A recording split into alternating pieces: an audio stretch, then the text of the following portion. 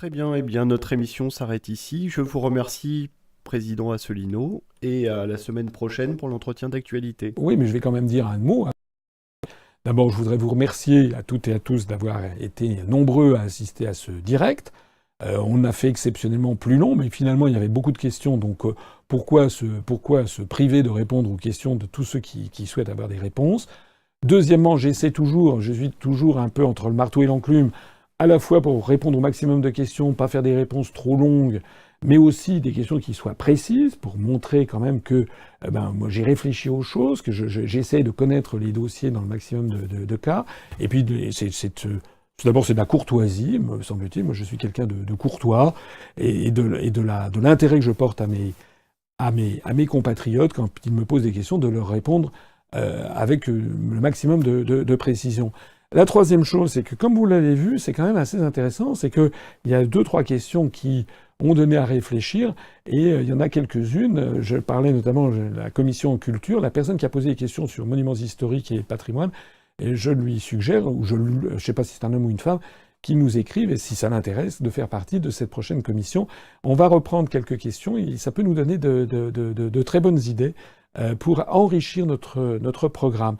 La dernière chose que je voudrais dire, c'est, je l'ai dit, je le redis, je le redis, vous êtes notre seul espoir.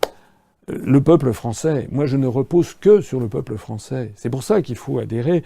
C'est pour ça que nous avons quand même eu une réponse du Premier ministre, même s'il a refusé de me recevoir. Ils savent bien que nous représentons une véritable force adhérente et militante.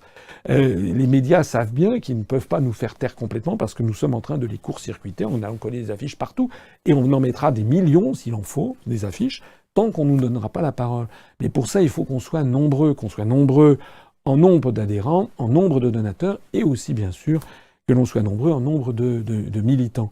C'est la raison pour laquelle, encore une fois, mobilisez-vous.